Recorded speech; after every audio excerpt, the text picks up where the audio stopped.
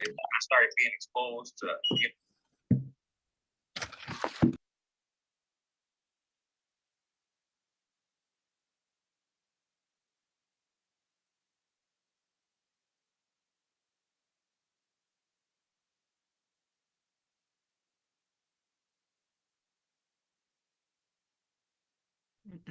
Huh? No.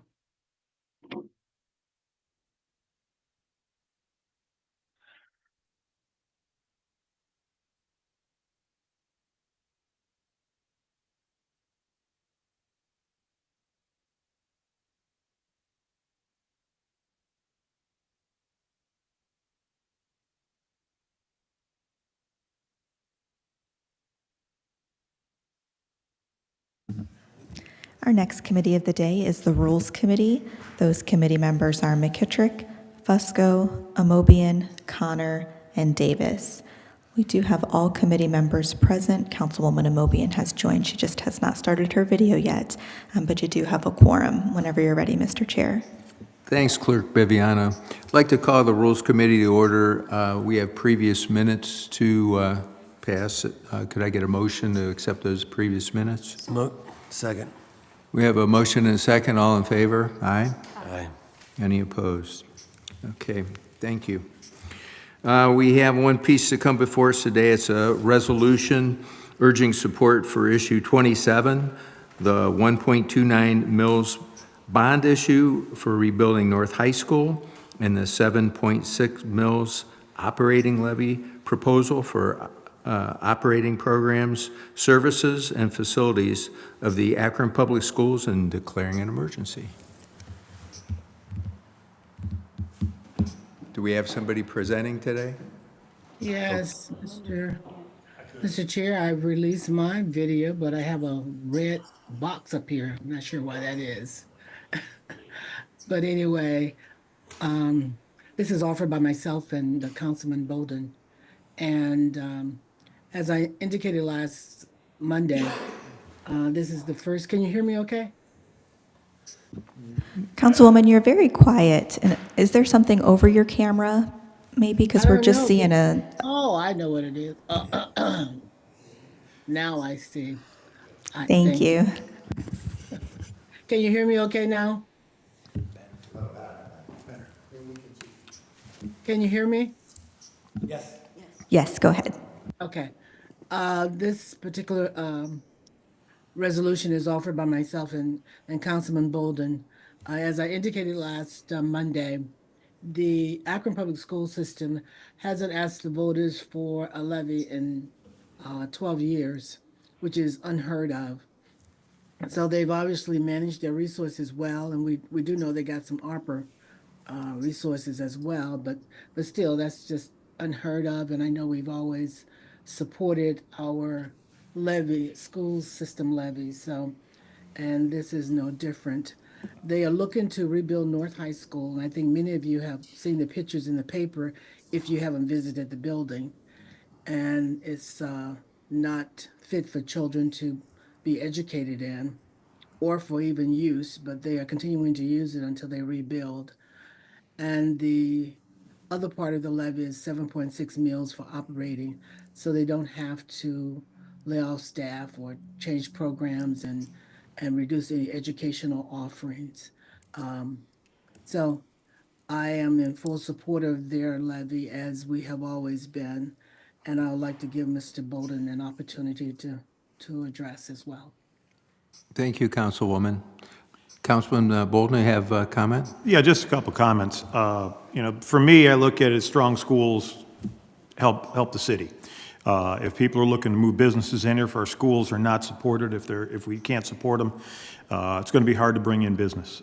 People don't want to live in the city. We want to keep people in the city. We've got a good school district. You look at some of the statistics we have is 87.7% of our APS kids graduated in 4 years. That's up from 79.8 in 2018. We've got another thing, it's a big employer, if you think about that. With the amount of people that work in the schools, there is, I'm trying to find that information. Basically, I'm trying to find that, I've got it here somewhere. 4,000 teaching and non-teaching professionals. We don't want to lose those jobs. We want to keep those jobs in Akron. That's just on the levy itself for the operating levy to keep the schools open and running. Again, hasn't been 12 years. That's a long time. One of the things we talked about is the people that worked on the campaign. There's very few of them that worked on the campaign 12 years ago that are working on it now. I think it's essential that we support it as a council. As it's good for our city, it's good for every one of our wards, that the schools in our city stay strong. And I'm just asking for us to support the levy. Thanks, Councilman. We have any other, Mr. Lombardo? Not on the committee, but yeah, no doubt, definitely supporting this resolution. You know, I'm sure we've all been through the school several times, and the list of repairs is exhausting. I feel really bad for the kids, you know, on the north side, but like Councilman Bolden said, I mean, it's really, yes, it's on the north side, but it really affects the whole city. You know, I just kind of make an analogy of, you know, a car can't operate on 3 wheels, right? It needs 4, and right now the north side has a flat that needs repaired, because we can't keep moving forward as a city if that North High continues to operate the way it is. And again, Akron Public Schools is a big employer, and you know, the kids, it's just, they deserve something more quality than what they're getting. The building is, you know, although safe, I mean, it is somewhat depressing. You can't operate in a building with, like, not the latest technology.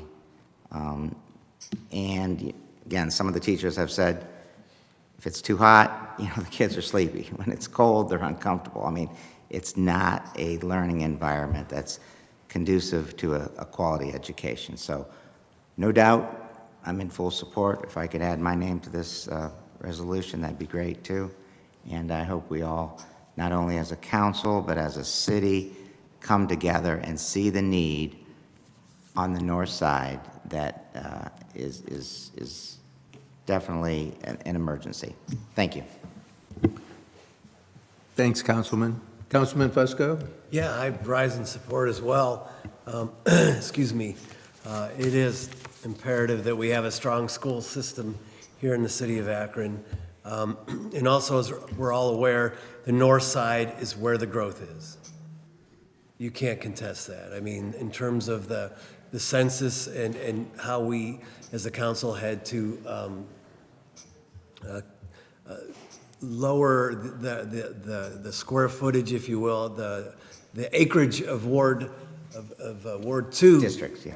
due to the fact that the growth in terms of population, and that growth is no accident. It's our welcoming community status that we have and that we live every day. So that, as well as obviously the rest of the city, but we do need to support this and come out and stand with our school board folks on this one. Thank you. Thanks, Councilman. Councilman DeShazer? Yeah, I just want to buttress the comments of my colleagues in favor of the Akron Public School levy. I think that you mentioned the north side. I think most of the multi-ethnic and cultural diversity of our city and the full growth is occurring there.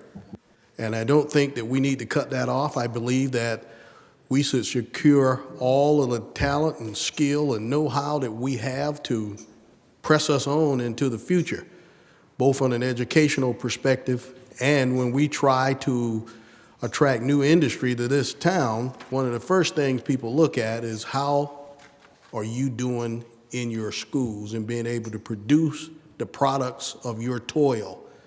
Products of our toil here are having people who are workforce ready. And I think that this would be a major step forward in us continuing the great legacy of being workforce ready and having Akron to be a productive partner in education. Thank you. Thanks, Councilman. Councilwoman Connor? Thank you, Mr. Chair. As a former employee, I spent 25 years working for Akron Public Schools, and I can tell you that They continue to grow every day. Our schools have some great students and great families, and North definitely needs to be rebuilt. Just the thought of busing those children all over and then having to have tutors in so many other buildings and services that are now available in one location that's walkable for them in a walkable community, it would be a tragedy to not rebuild that school for those families and for the neighborhood. So I stand in full support of this, and thank you for bringing it in. Thanks, Councilwoman. Any other council members, committee members? Seeing the importance of this, and we've started early voting already, it'd be appropriate if somebody would make a motion for suspension of the rules with a favorable report. So moved. We have a motion and a second. All in favor? Aye. Aye. Aye. Any opposed? Okay, we'll get that out tonight. We have nothing further to come before Rules. Rules Committee will be adjourned.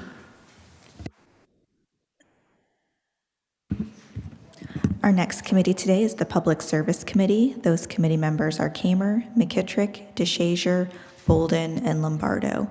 We have all committee members present except for Councilman Kamer, so Councilman McKittrick will be chairing today. Thank you. Thanks, Clerk Biviano. We have previous minutes to be approved for the public service. Could I get a motion? So moved. Is there a second? Second. All in favor? Aye. Any opposed? Okay, we have a few pieces that come before us today. The first piece is an ordinance authorizing the Director of Public Service or his designee to enter into a contract or contracts after publicly advertising for bids, requesting and receiving requests for qualified RFQs for professional engineering services for PLC programming services to maintain the city iFix SCADA system and declaring an emergency. Mr. Little. Thank you, Mr. Chairman, members of committee. Yes, this piece of legislation will allow us to advertise and bid for our iFix and SCADA system programming. Every time that we change either a chemical or a piece of equipment, our SCADA system, which controls all these chemical feeds or on-off of our operations, need to be reconfigured or reprogrammed into our system. So, like I said, this piece of legislation will allow us to advertise and bid for this work, and then we'll make a determination after that. This is for the water plant only. A couple pieces down, we're going to have another piece similar, but it's going to be for both water and wastewater. But this piece is specifically just for programming up at our water plant in our watershed. Thanks, Mr. Little. We have any questions from any committee members? Any council members? What's your pleasure on this, Mr. Little? Consent's fine. Can I get a motion for consent? So moved. Second. I have a motion and a second. All in favor? Aye. Any opposed? Okay, we'll get that out on consent. Okay, next piece we have coming before us is an ordinance authorizing the director or public, I think that's a misprint, director of public service or his designee to enter into a contract or contracts without the formality of publicly advertising for bids with Sorrento Acquisition LLC, doing business as Royce U.S. Protection LLC Royce, to finance the remaining term of the current security-related services contract between Royce and the city, declaring an emergency. Mr. Little. Thank you, Mr. Chairman, members of committee. Yes, when we originally set up the budget for our security here in this building, we really only budgeted for one security person, and obviously at times with the volume of people coming through the front doors, it takes two people, and times maybe even three. We also, we didn't budget enough for extra hours in the evening or some other special meetings that we determined that it was very apparent that we keep the doors open and security for these meetings. So this extra funds will be to take us to the end of the year and to bridge that gap for 2 guards or 2 personnel at the front desk. We are going to rebid this contract in 2025. Thanks, Mr. Little. Do we have any questions from any committee members? Any council members? What's the time frame on this, Mr. Little? We can do consent on this. I get a motion for, oh, do you have a question, Mr.? Just a quick question, Fusco? just that I know that the Leadership Council and the clerk and others are, talking about, the way meetings are handled and so on and so forth. And I know this isn't really necessarily in their purview, but for you, perhaps, or someone from your office to maybe be part of some of our conversations may be prudent moving forward. Sure. So just extend that invitation maybe in the future. Yeah, we would love to be part of that because typically the council clerk, she'll email us, but it would be nice to have a little more heads up. Royce has been very flexible. Yes. But it would be nice to set a calendar and be able to do that. Obviously, council meetings are not a problem, but any other special meetings that come up, it would be helpful to be a part of that conversation. Thanks. Okay. Do we have a motion for consent agenda? So move. Second. We have a motion and a second. All in favor? Aye. Any opposed? Okay, we'll get that on consent. Okay, the next piece to come before us is ordinance authorizing the Director of Public Service or his designee to enter into a contract or contracts after publicly advertising for bids or requesting and receiving requests for professional engineering services for instrumentation, controls, SCADA system support for the water supply and water reclamation bureaus, declaring an emergency. Mr. Luddle. Thank you, Mr. Chair and members of committee. This is similar to the first piece, and it will allow us to bid for these services, the SCADA system, the instrumentation. 2/3 of this piece of legislation will be for wastewater, and 1/3 will be for water. So this will give us 2 different firms to be able to perform these services, and most of this work is done on normal business hours, but in this budget, if we'd have a problem in the evening, especially if we lose power, we have to, call in these specialty services to help us.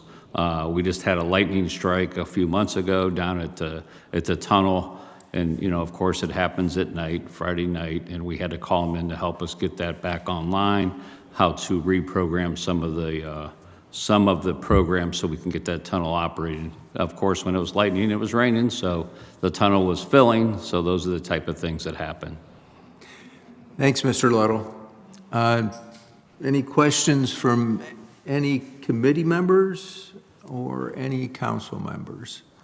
What's time frame on this, Mr. Luddle? Consent's fine, sir. Okay, can I get a motion for consent? Motion for consent. Is there a second? All in favor? Aye. Any opposed? Okay, we'll get that on consent.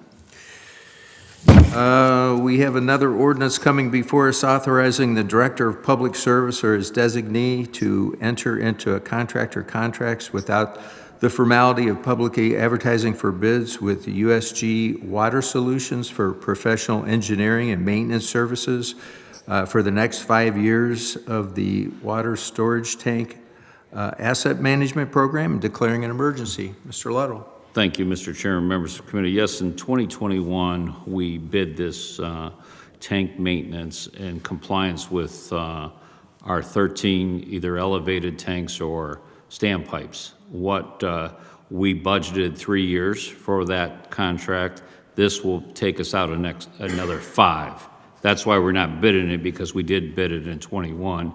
In USG, we locked in those prices, but there again, there was only a 3-year budget. So they're going through, they're making all those repairs, to ladders, to control systems, but they are removing all the paint and repainting these as we go. So this will take us through the next 5 years, and then after that, we'll bring another piece to you to take us out to the end of the contract, or another 5 years.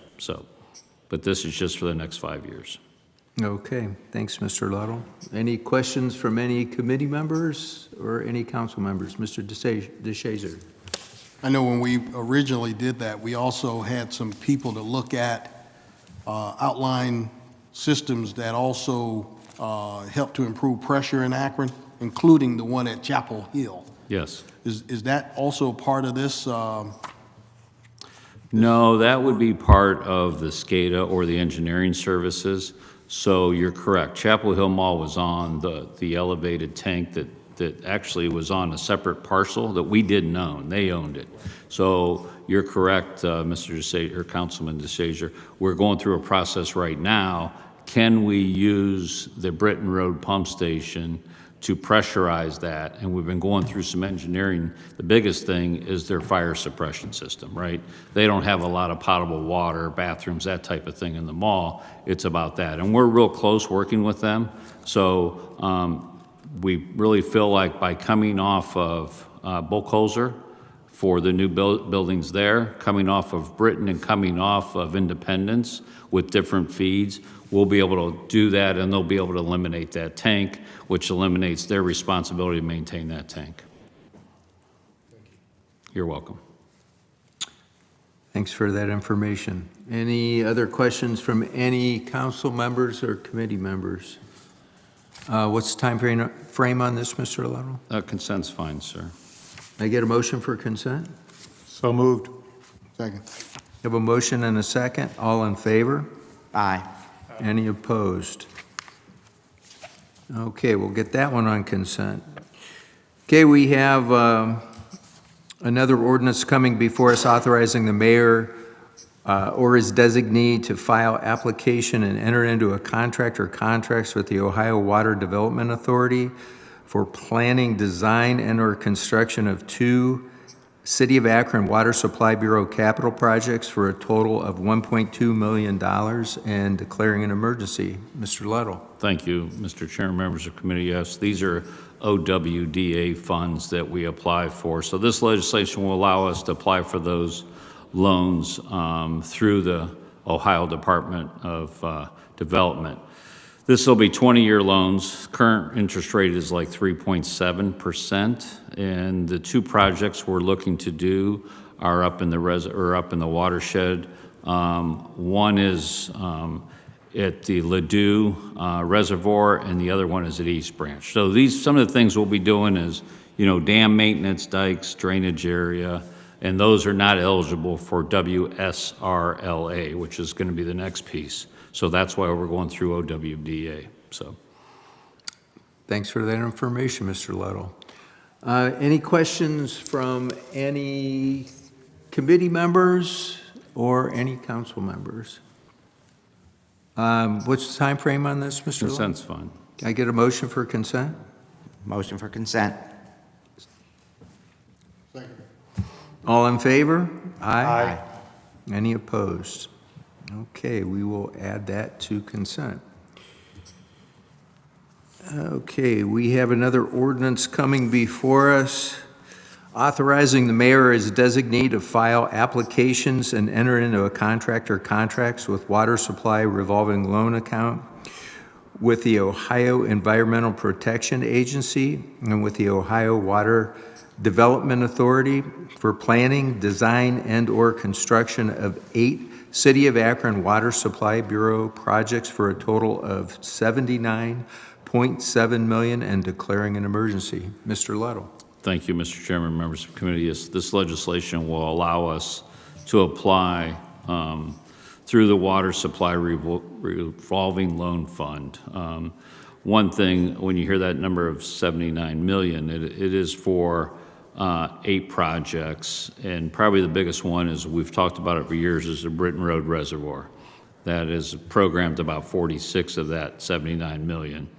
One thing to keep in mind, this legislation only gives us the authorization to apply for these loans. Any of these construction loans, in which is force main replacement or rehab, Kenmore Boulevard connection, Britton Road Reservoir, lead services, $12 million for that, and that will wipe out any of those projects that we program. We will come back to you for construction legislation and the authorization. This piece just allows us to go and apply for those loans. And there again, they're 20-year loans. They're 2.5, so they're better than the other OWDA loans. So there again, all these are kind of programmed in 25. You'll see these in the capital budget coming for you. But like I said, we will come back to you for the authorization before any construction is done. Thanks, Mr. Little. Have any questions from any committee members or any council members? No? Okay. Committee, no, I do have a quick. Oh, I thought you did have a question. Yeah, I do have a question in terms of the term, 20-year term on these. Much of these, I mean, the useful life of a lot of these projects is well beyond 20 years. They are, and we asked, obviously we wanted to know that too. Obviously 45 is better than 20 to spread this out, but the term for the 2.5, I think, is the 20-year loan term, sorry. Gotcha, yeah. Yep. I know the interest over time obviously is more expensive, but then again, conversely, I don't know. It helps to spread it out, right? I'm more of a take a longer time frame with less pain incrementally, because again, the useful life of these items are, 50, 60 years. well over 20 Yep. years, so So anyways. things can change. This will allow us to apply for that. But if things change between now and construction, we could always go after a different term or a different loan if interest rates actually drop. But once you're locked in, you can't go back. You know what I mean? It's like our tunnel. We got a fair interest rate, but after things dropped, we got a lot better term and a lot better interest rate. But it's still, they're right around 3 or under, Yep. But yes, good question. Thanks, Councilman. Councilwoman Connor? Good morning. We've been waiting a long time for the reservoir at Britton Road. What's your time frame between the time you apply and you expect? Well, we hope to, be awarded these loans. We've got 100% design money. Design is done, so we'll be bidding this in probably the first quarter, if not second quarter. Okay, thank you. So you may see some construction yet. Yeah, You'll open your pool and bring in the big machinery, sorry. I'll be ready. Any other questions? Consent agenda for this, That's fine. Mr. Little? Yes. Motion for consent? Second? All in favor? Aye. Aye. Aye. Any opposed? Okay, we'll get that on consent. And the last piece to come before us today is an ordinance authorizing the Director of Public Service or his designee to enter into a contract or contracts without the formality of publicly advertising for bids with Core and Main for purchasing material to complete curb meter pit installations in support of the Fixed Network Advanced Metering Infrastructure, AMI project, and declaring an emergency. Mr. Lotto. Thank you, Mr. Chairman. So yes, these are our curb meter pits, which means we have 85,000 services, which 85,000 meters in our system. About 15%, a little over 10,000, are in a pit in front of the property, whether it's commercial or residential. So there's no meter in the basement. Maybe the house doesn't have a basement, so it has a curb meter pit.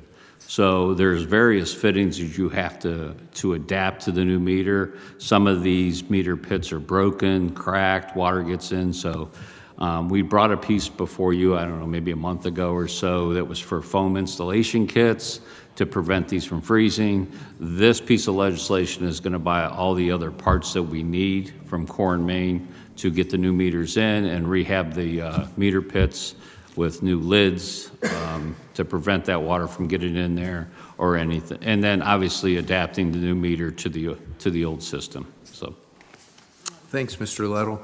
I'm assuming that some of the replacements have already done in some of the pits Yes. so far. Yep. I know they did mine. I Yep. have a pit at my home, so. and obviously some of this will go right into our stock for future needs. But it's Okay. all going to be through the loan.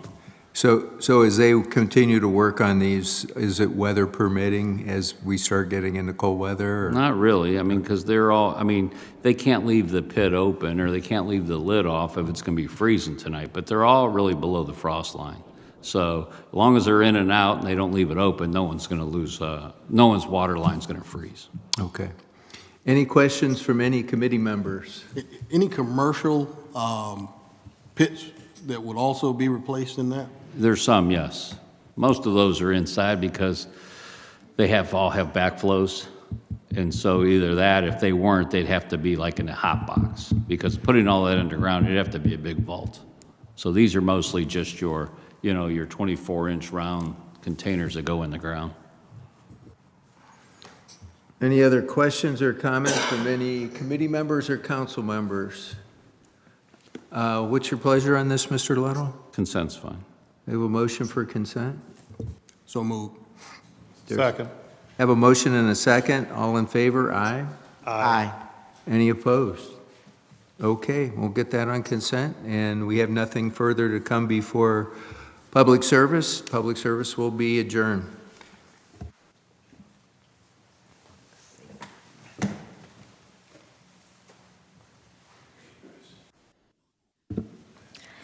Our next committee today is the Public Safety Committee. Those committee members are McKittrick, Kamer, Lombardo, Hannah, and Davis. If we can give everyone just a moment here before we get started. Thank you.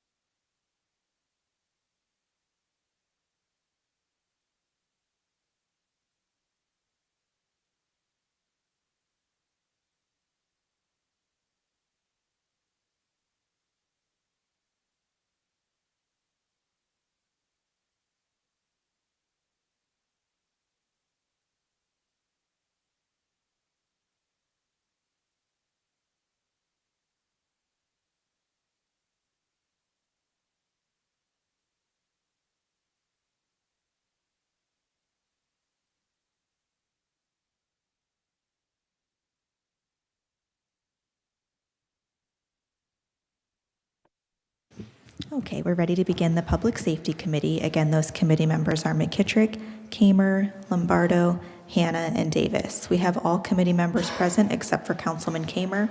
Whenever you're ready, Mr. Chair. Thanks, Clerk Bibiana. I'd like to call the Public Safety Committee to order. We have previous minutes to approve. If I can get a motion for that. I'll make the motion to approve the previous meeting minutes. Is there a second? Second. We have a motion and a second. All in favor? Aye. Aye. Any opposed?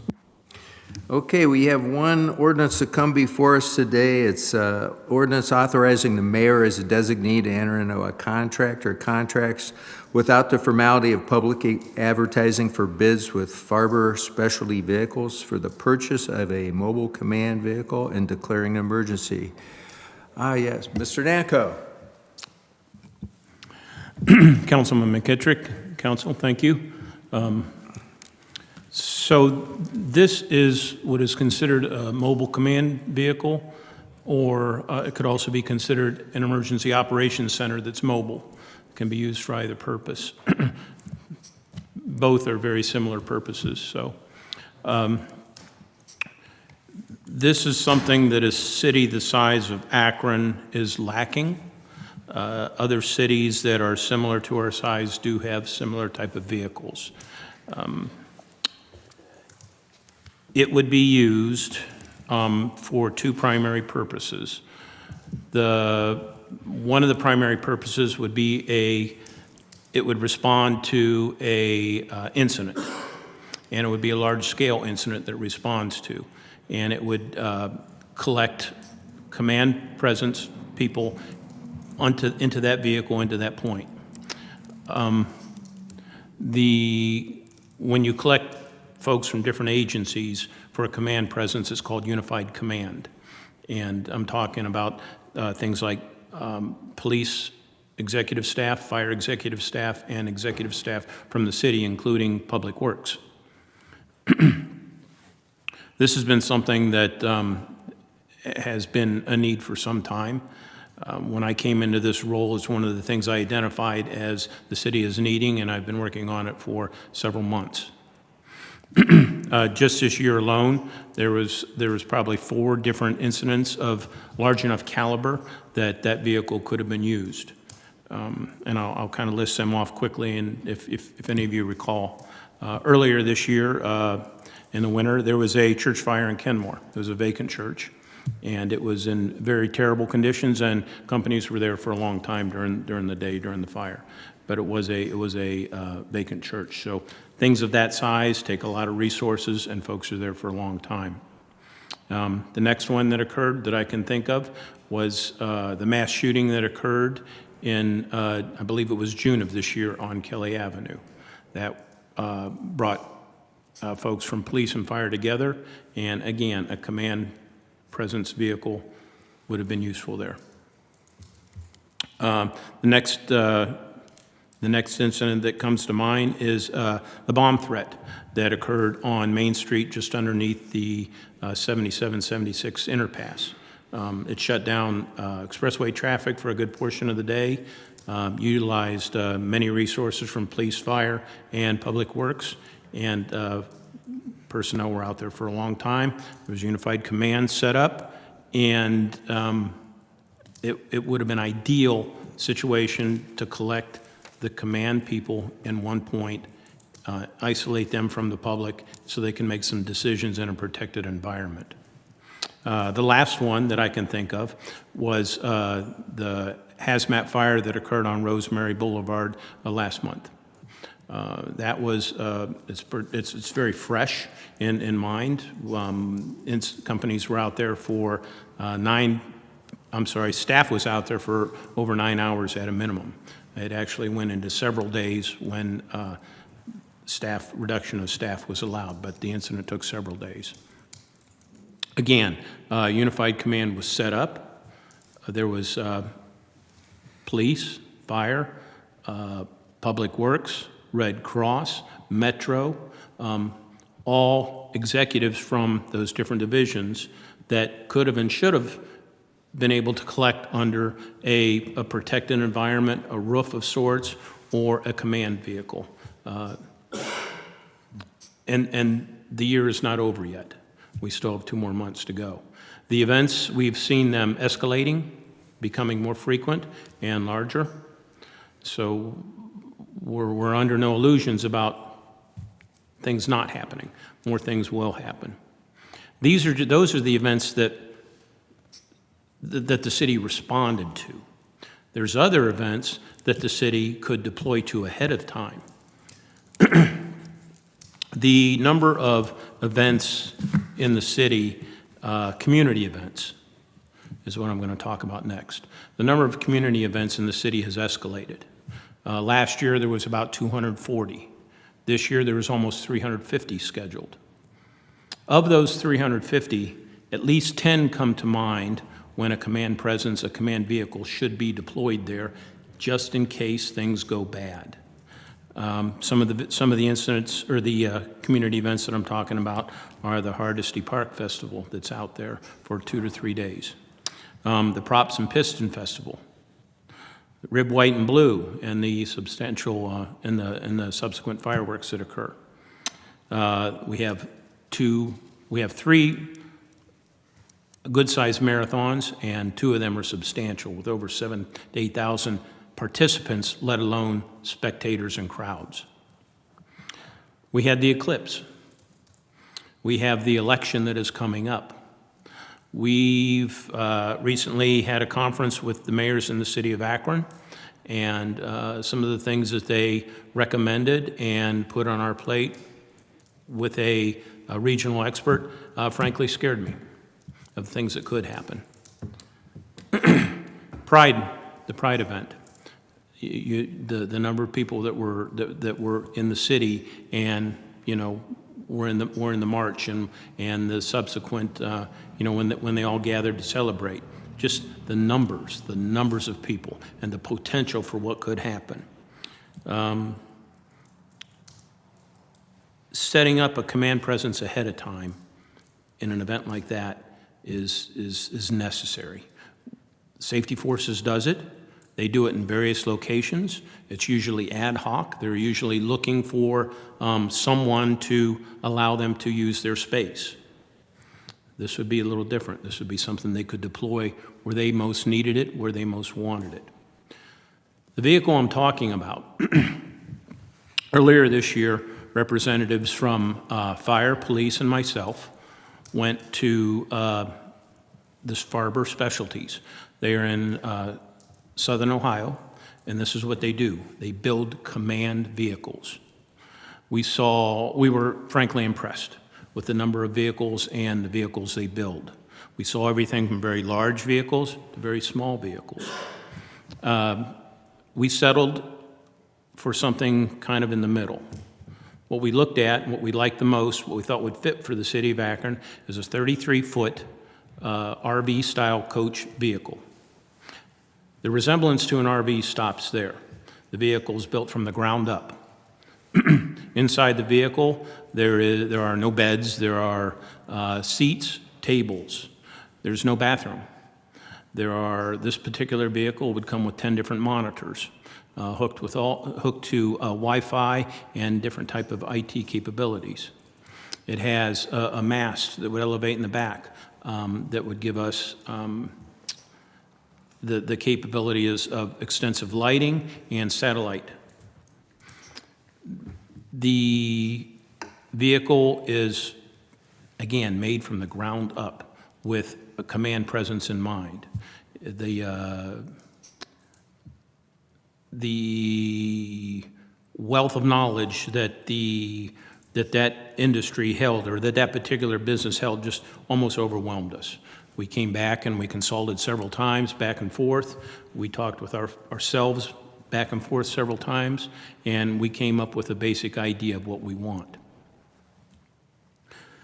This is why we're coming to you now, to hope to put it into reality. Over the past years, there's been all types of large-scale events that something like this could have been used at. Things like, we had the federal building. There was a bomb threat there just 2023. A bomb threat that turned into an anthrax scare. That we were there for hours. We ended up vacating the building, swept for bombs. Everything from SWAT to APD to Akron Fire to Summit County was there. And we were there in the rain. We were out there huddled underneath the back of awnings of SUVs, trying to stay dry, trying to get together and trying to talk. And we had to move at one time when it became apparent that it was a bomb threat. We had to move the whole operation back. And again, it all started all over again. And people were huddling, hiding, trying to stay out of the elements. Eventually, a place down there opened their doors to us, and we moved our command post inside the building. But it was not ideal. We've seen multiple churches in the city burn. Those are long-term events. They take for a long time. You still see the one that belongs to Akron U now, the building that belongs to Akron U at the corner of Beeks Market there. We've seen trail derailments. We've seen the air dock burn. We've seen things at the zoo on fire. Again, all long-term events where we could use and we need a mobile command post. We put it where we need it. Command assembles there, everything from the mayor on down.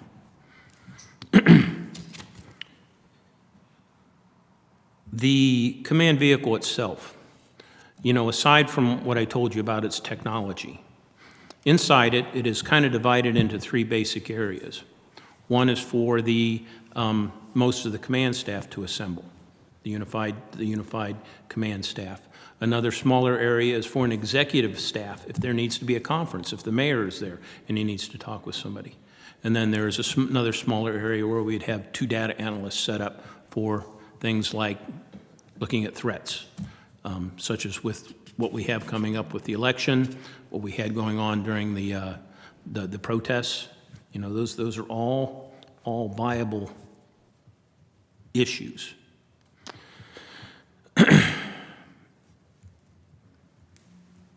That's kind of my pitch. If any of you are really curious,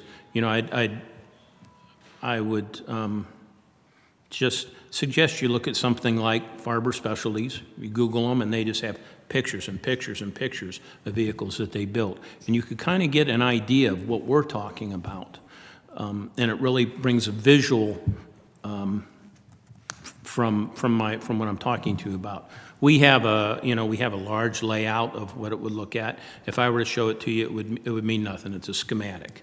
It has top view, side view, and it has all the cutaways of the inside. We have a 2-page spec list of the specifications we want in it. So are there any questions for me about this? I have a couple questions pertaining, you talked about a couple of the events there. Like, for instance, you mentioned the eclipse. We had people everywhere. I don't know, I'm just curious, where would we set this up? Because we had events going in a variety of places. So if you're doing it like you would for the Pride event or for the marathon, even the marathon itself, you know, you could have issues, you know, through over 20 miles of the race. I'm not sure where it would be set up. Same thing with elections. I mean, we have 300, well, the county has 370 some precincts. I'm not even sure what the city has itself. We have all these different polling locations. I'm not sure where we would set this up in anticipation of an issue. So at the beginning of when I talked to you about this, I described it as being either a mobile command vehicle or an emergency operations center. And an emergency operations center is something that's set up to handle multiple incidents throughout the city, such as the flooding. You know, you have flooding over here, east side, west side, north side, south side. And the command of the safety forces assembles in this, wherever it may be, and, you know, they make decisions for the different incidents that are occurring. They help with the command of the different incidents. You could have 2 or 3 incidents going on at one time, and people at those incidents, commanding those incidents, but the executive staff is actually housed in this mobile command vehicle or this emergency operations vehicle, as it would more rightly be named at that point. Do we have, is there like a command room at New Station 4? Yes, it's being built right now. It's not quite finished yet, but it's almost done.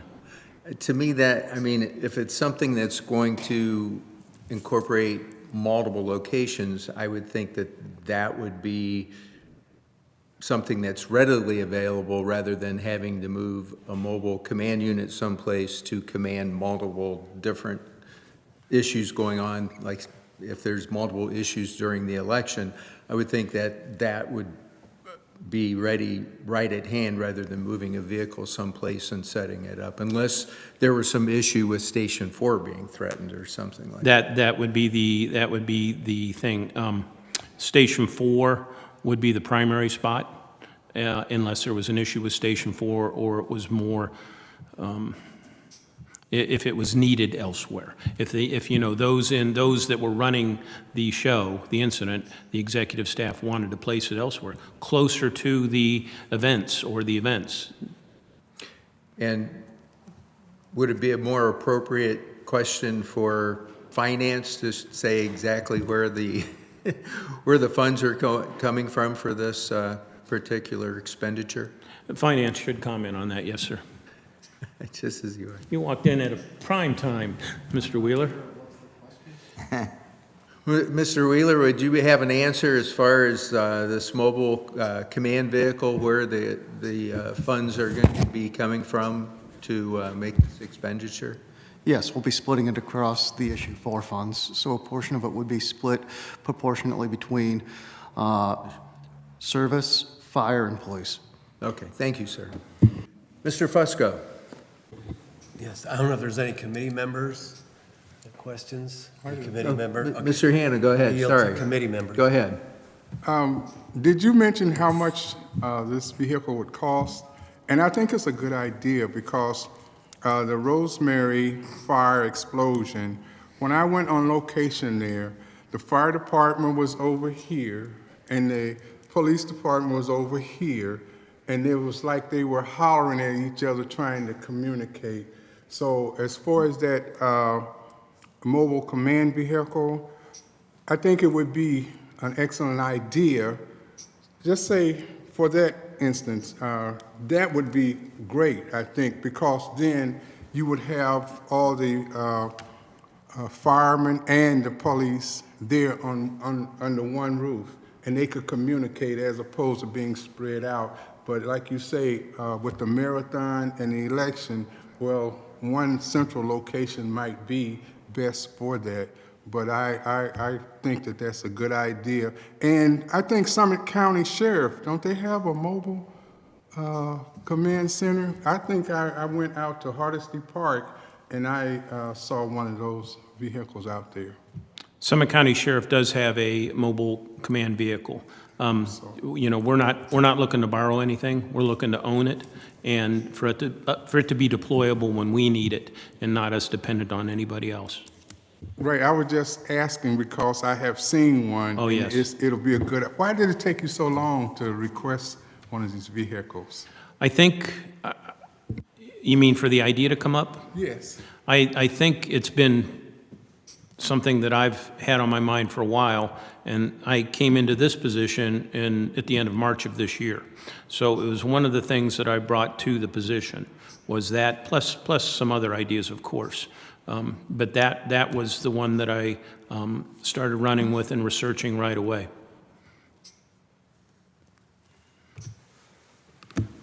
Mr. Lombardo.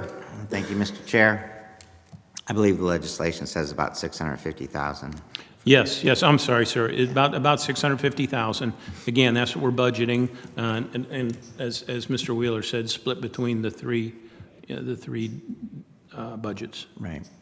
So I'm looking at some vehicles for Farber Specialty. So it could be, I know you said like 33 feet or something like that. So like a mini Winnebago type of Exactly, yes, sir. bookmobile. Yes. Whatever. Okay.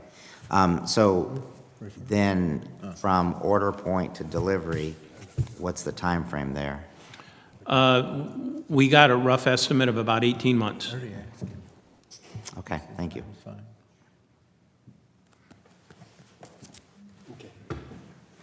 In regard, just a moment, in regard to two other questions I have. If it's going to be housed at Station 4, Station 4 personnel is all out on a call. Who's going to deploy it to wherever it needs to go to if nobody's at Station 4? We will be able to work those details out, and it's not decided that it's going to be at Station 4. Oh, it's not decided, okay. No, sir. Okay. No, but we'll be able to have multiple stations trained in how to transport it, Okay. how to deliver it. Great. Yes, that would be a concern, but we'll take care of that. And back to the budgeting, so since, who's going to do maintenance on this? Whose budget is that going to come out of to do maintenance on this vehicle?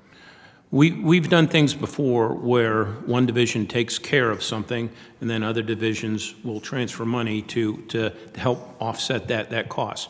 We do it right now with the police department all the time. So it's something, it's a practice, it occurs. I've seen it happen out throughout the years quite often. You know, when the trench team needs to train in trenches, service department digs them a trench and, you know, they bill them for it. And when the police department needs some assistance with their EMS supplies, fire department secures them, puts them together, and then there's a transfer of funds. So I know we would work something out like that for the maintenance. It wouldn't be all on the backs of the fire department. Okay, thank you. Mr. Fusco? Thank you. How long would it take to get online? Pardon me, sir? How long would it take to get online?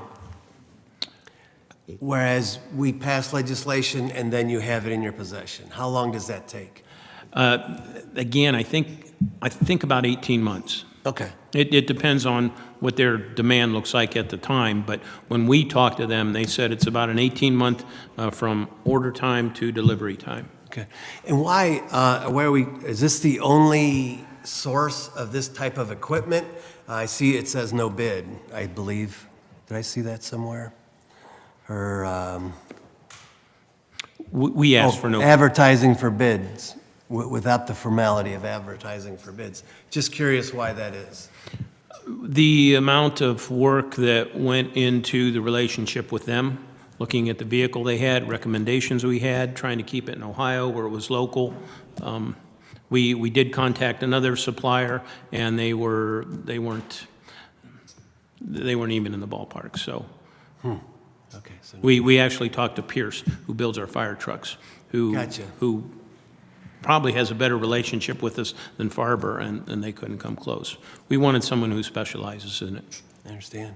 Thank you. And this was not budgeted, so I guess my next question is for Mr. Wheeler. This 650,000 is coming across all these various departments. What projects are not getting done? I know this is out of issue 4 funds, is that right? That's correct. So is there something going to be sacrificed across the board in terms of all these various departments or not? Not at this time. This is a combination of rollover funds that have accumulated in issue 4, so. So the budgeted funds that we have, that we budgeted for, I don't recall off the top of my head, and I don't have it in front of me, but we budgeted for those funds, expending probably all of them. And so we're not sacrificing anything whatsoever. Not at this time. We're not at this time. No. So nothing's getting cut. No. Nothing's not going to get done. Everything that was budgeted will get done. That is correct. Why, thank you. Thanks, Councilman.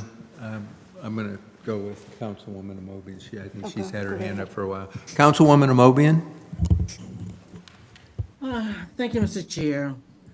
First, the UCR had 2 different figures on it. It had 650,000, then it has at the bottom a total of, it's only 3 zeros, so I thought it was 65,000. So it is $650,000 we're talking about.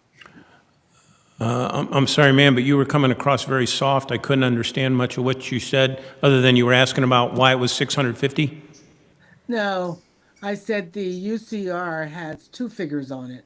It has 650,000, then at the bottom, it says a total of, looks like 65,000. I guess they left some zeros off at the bottom of the UCR.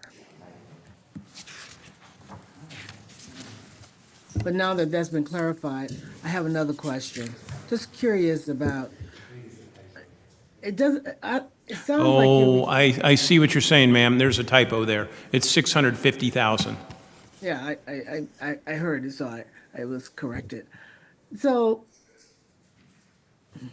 I'm just trying to get an understanding of how often this vehicle would be utilized.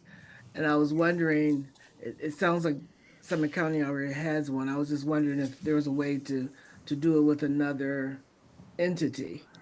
But do you think you'll be utilizing it enough that you would need to have total possession of this? We do. We do. Otherwise, we wouldn't have been asking about it or for it. We've entertained an agreement with Summit County for a command vehicle, and it was too cumbersome, and it would not be available to us when we need it all the time, which is what we want. We want it to be available when we need it. The Summit County Sheriff's command vehicle, it is a smaller vehicle, and it is not something that has ever been offered. Okay. And you anticipate using this,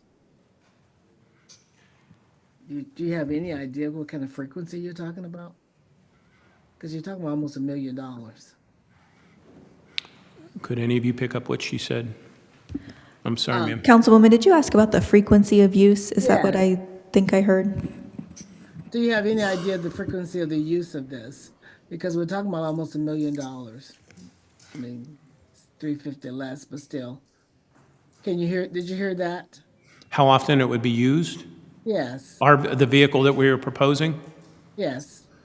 Well, Do you have any idea what you're looking at in terms of utilization?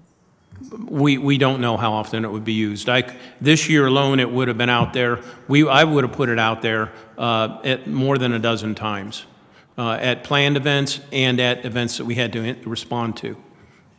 But that's an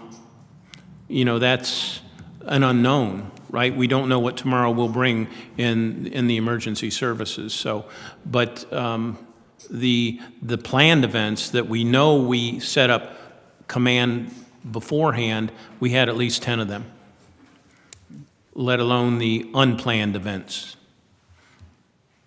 Okay. Thank you, Mr. Chair. Thanks, Councilwoman. Councilwoman Connor. Thank you, Mr. Chair. Just two questions. I was on their website, looking around. How did we come to 33 feet? I mean, there are a variety of sizes. So how did we come to that determination? They also list a lot of pre-owned vehicles that are significantly less, and have we looked at those? We looked at everything down there. We spent a full 8-hour day plus 2 hours down and 2 hours back, so we were there all day long. We walked the vehicles. We actually went inside of all of them. We sat down. We looked at the seating. We looked at the space. And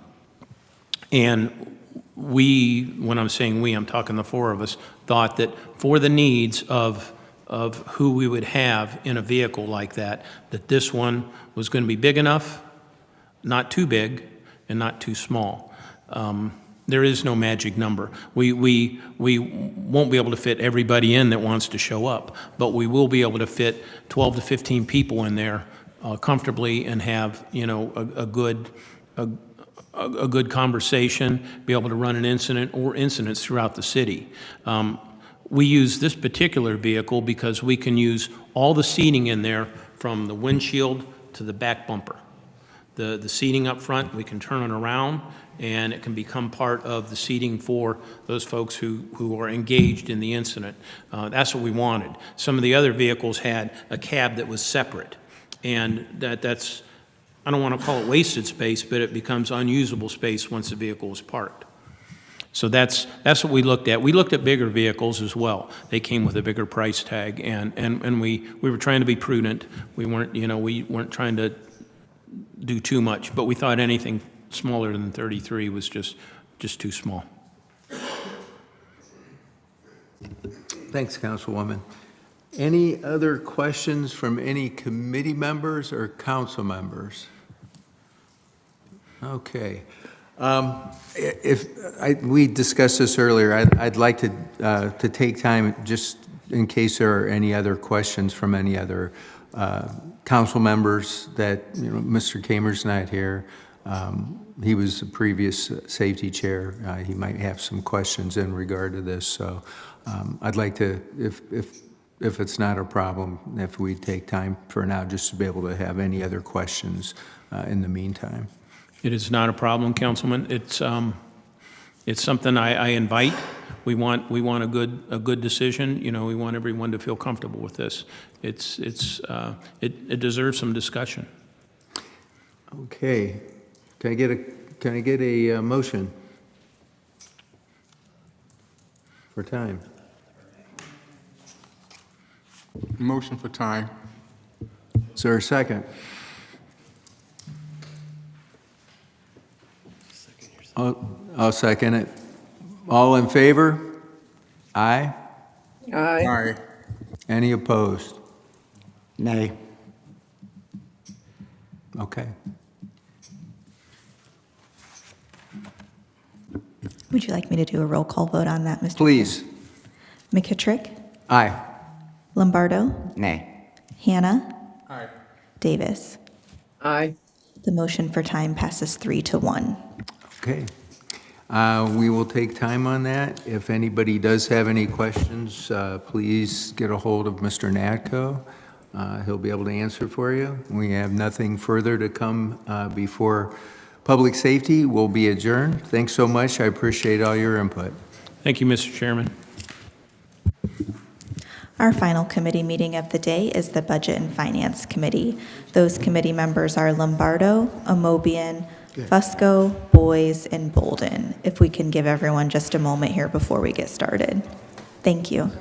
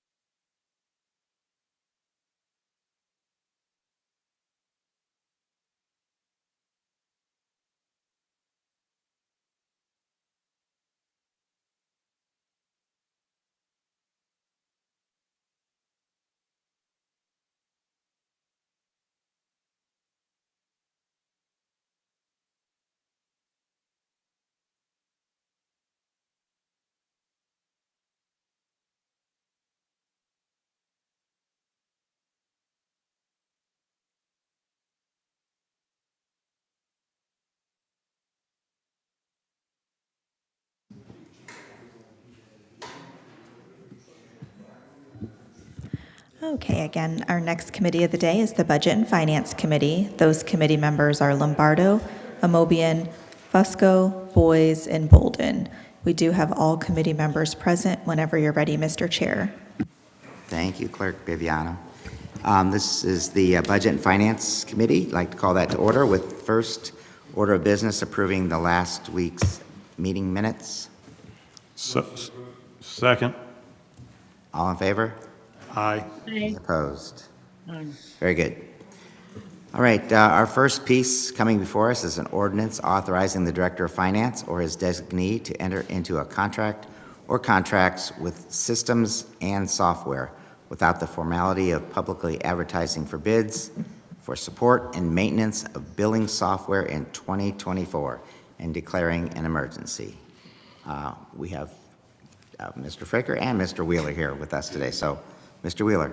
Thank you. So this piece of legislation is for annual maintenance and licensing for our Enquesta software, which is the billing software our utilities office uses to send out statements, billings for our water, sewer, and trash collections.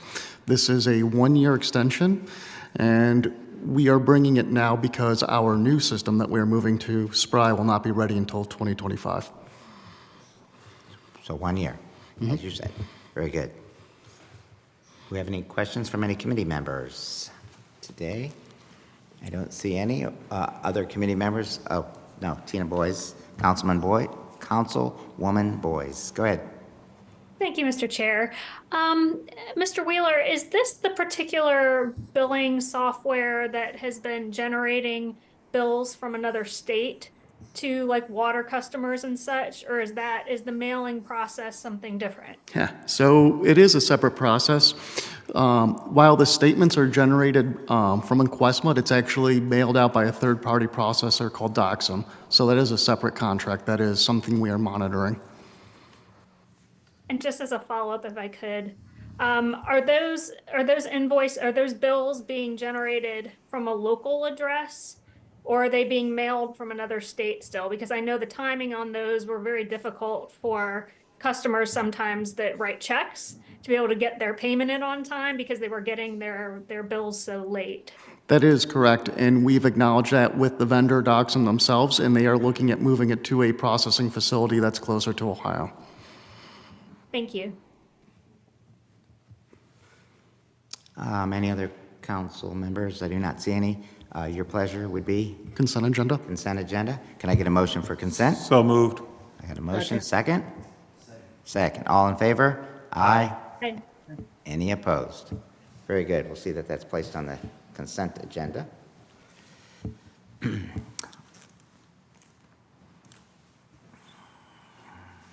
second item today is an ordinance authorizing the mayor or his designee to apply for and, if awarded, accept and expend the Cities for Financial Empowerment Small Business Boost Phase 2 grant in collaboration with the United Way, Summit and Medina Financial Empowerment Center and declaring an emergency. I'm sorry, I don't know your name. It's okay. Emma Lieberth Osborne. Hi. Hi, Emma. Thank you for joining us today. Thank you, Mr. Chair and committee members. So as I think most of you are aware, in 2018, the City of Akron joined in partnership with the United Way of Summit Medina and the Cities for Financial Empowerment to open up the Akron Financial Empowerment Center, which is located on Kenmore Boulevard. In 2021, the City of Akron applied for Phase 1 of this grant, which was called the Small Business Boost Grant. The City of Akron was awarded the money, and it allowed a financial counselor in partnership with other community organizations to meet with entrepreneurs one-on-one about personal financing. So this grant is Phase 2 of what we received previously.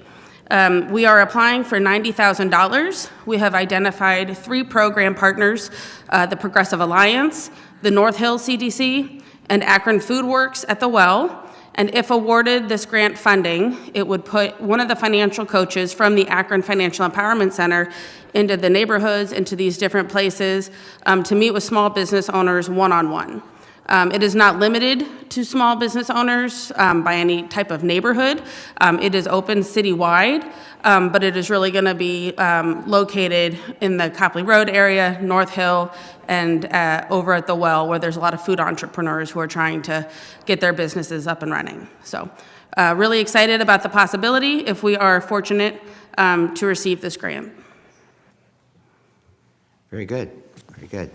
Is there any questions from any committee members or any other council members? Councilwoman Linda Mobian has her hand up. Go ahead. Yes.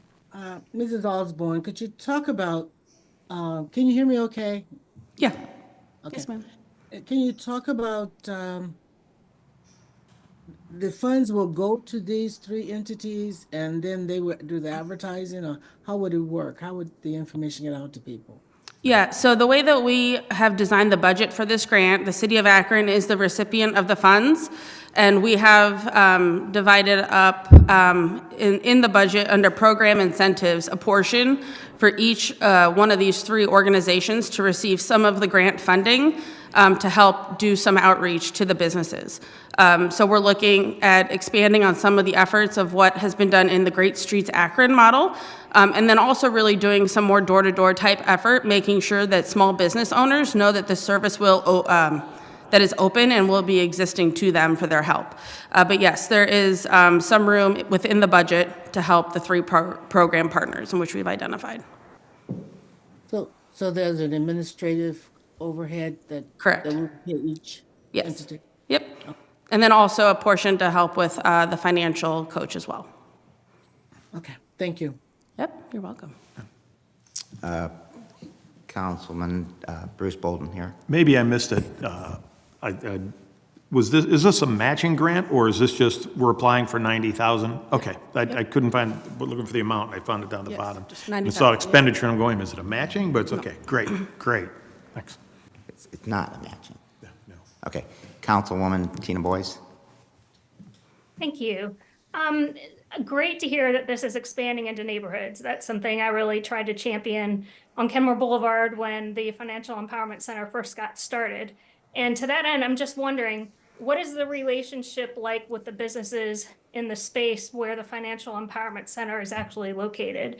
Is there like some outreach happening on the part of the FEC directly to Kenmore businesses, or is the CDC been considered for assistance with that? Yeah, absolutely. So we did look at Kenmore as one of the 3 program partners, but in talking with the folks over at the Financial Empowerment Center, I know that the director serves on the board of the Kenmore CDC and felt that they do quite a bit of outreach directly to the businesses that are already located, especially on Kenmore Boulevard. And so we looked at expanding to other businesses as well. But yes, they are doing active outreach to the businesses in Kenmore as far as I know. Thank you. Yep, no problem. I have a couple questions. Did you say it would be divided exactly like 30, 30, 30? No, it's just those 3 have, someone may want 40, someone may want 20? It's going to be equal across the board, but we have yet to determine what exactly the amount will be. I think we're looking more at like 10, 10, 10, because then there's going to be some administrative oversight for the financial counselor, mileage reimbursements, other administrative costs that equal up to the 90. Okay, got it. Yeah. And then Councilwoman Mobian kind of touched on this as far as the administrative oversight, but when it comes to grants, I know as a neighborhood grant, I know that receipts need to be turned in to equal the amount that they're, I don't think they would get it first. They would have to more or less turn something in first. That's right. Yeah, and the city is going to be managing the grant award itself. Okay. And so we will be making sure very clear records will exist as far as when that money is allocated. Okay. Yeah. Very good. Other than that, what would be your pleasure for this? Consent agenda would be great. Consent agenda? Can I get a motion for consent? So moved. And there's motion and a second. All in favor? Aye. Any opposed? Very good. We'll see that it's on the consent agenda. Thank you. Thanks, Emma.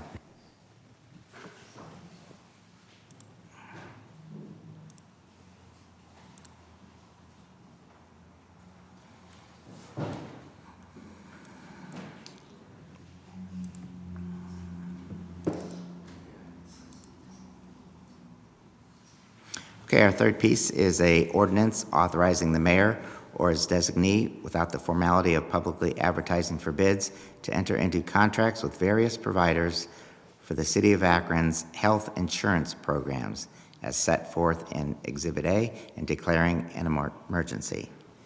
We have our Director of Law, Deb Matz. Okay, thank you.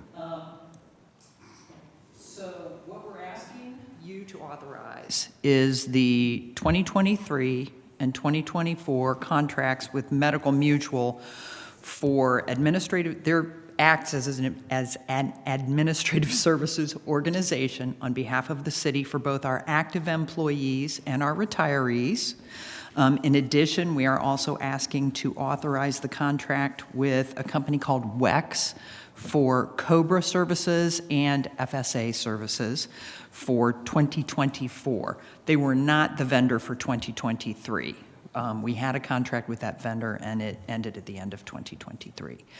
As you can see, there is some cost detail there. In terms of the cost per participant per month, as well as that amount extended to the annual amount and the number of participants in each one of those products. And at this point, I'm happy to answer any questions. I see that. Any questions from committee members or other council members? Okay. What would be your pleasure for this? My pleasure would be suspension of the rules and first reading passage. Okay, very good. Can I get a motion to suspend the rules? Get a motion? Second. And a second? All in favor? Aye. Any opposed? None opposed. Very good. Thank you. Suspension of the rules it is.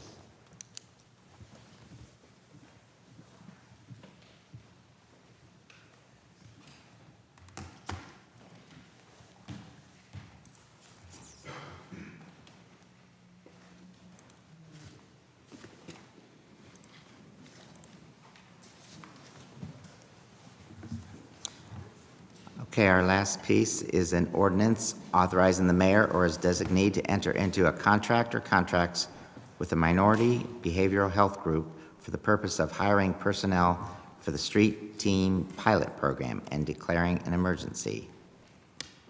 And we have... Good afternoon, Now. Chairman. Tony Ingram, Okay. Public Safety Strategist. Thanks, Tony. I'll start us off today.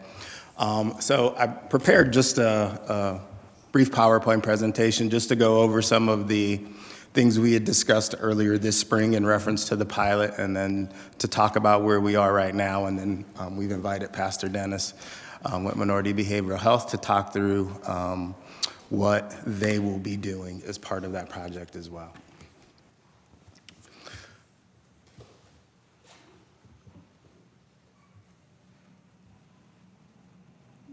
Maybe.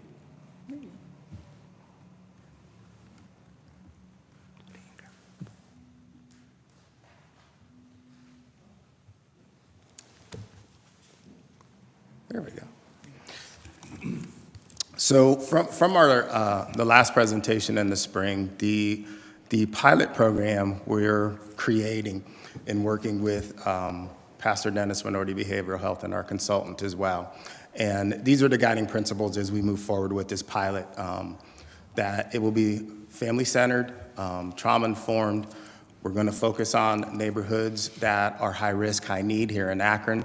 And data is going to be a critical component as it relates to the pilot so that we can shift, move, change as needed. So those will be the foundations of the program moving forward.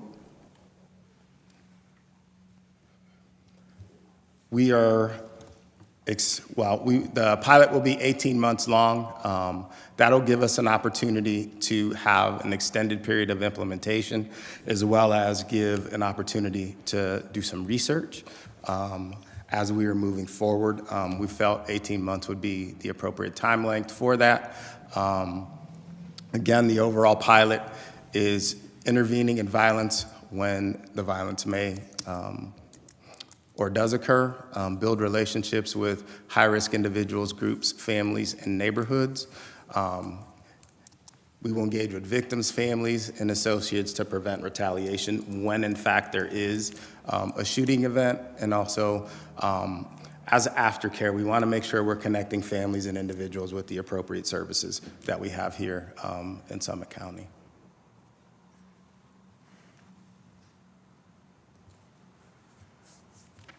So the framework for the pilot, we are asking to fund 3 trained credible messengers. Those are individuals with lived experience and who have credibility within the community. All 3 of those individuals will in fact be employees of Minority Behavioral Health. As I indicated, part of the work that we've been doing ongoing, looking at various hotspots within the city for high-risk areas. We will also be doing outreach to individuals, families, and neighborhoods, as I had mentioned previously.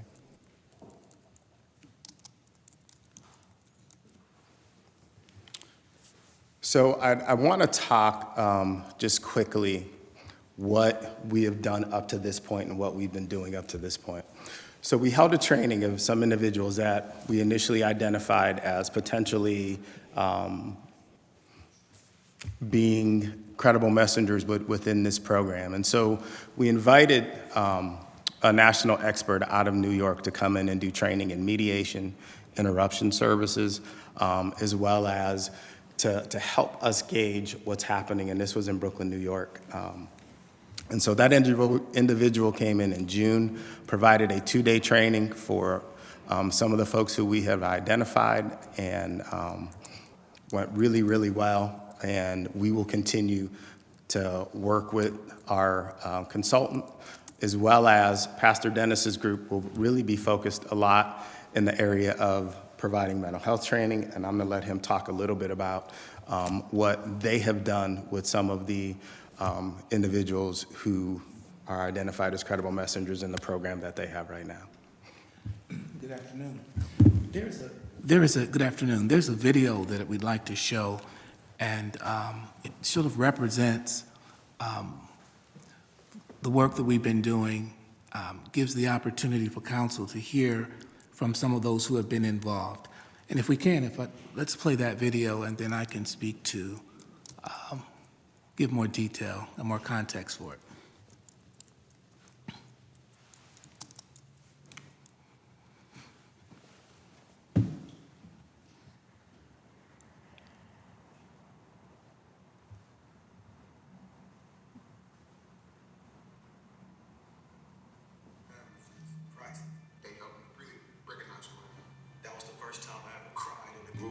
Random grown men. It was like no brainer. I was like, yeah, that's what I needed to be. Every black man need to go through a process like this. So life for me at the beginning, before joining the 100-man program, was different. I was getting ready to move to Nashville. Entrepreneur for 25 years. I used to be in the street. I just came home from school. Can you hear that? You cannot hear it? Can you turn the volume up on the I was just emotional wreck. And then I just started seeking help. I ain't never think about no therapy or nothing like that. Let's try it again. Just tough it out. Let's try it again. Let's try stopping it, restarting it, and maybe putting the mic a little bit closer to it. If we can. I don't know if there's a way we can do it.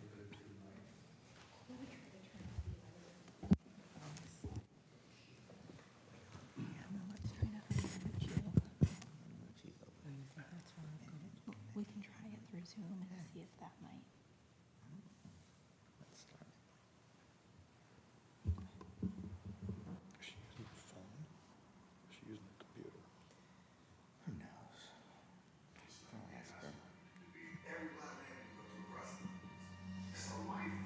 For me,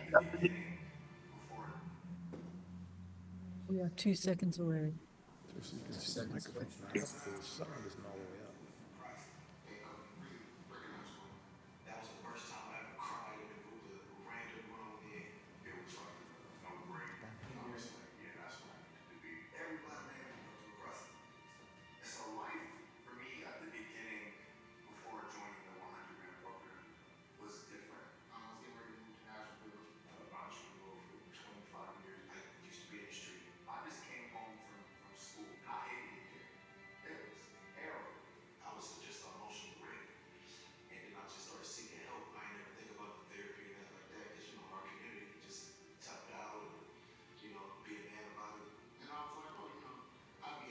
Everybody else able to hear it? I can't hear it at all.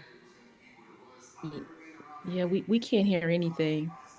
Yeah, if, according to the bottom of my screen, if they would take the speaker part all the way to the end, because I was thinking that I could adjust it, but I can't. Where you see the mic, it looks like if you take the volume all the way to the end, that may increase it. The experience I had with them brothers, man, was just priceless. Feedback. You can't do that.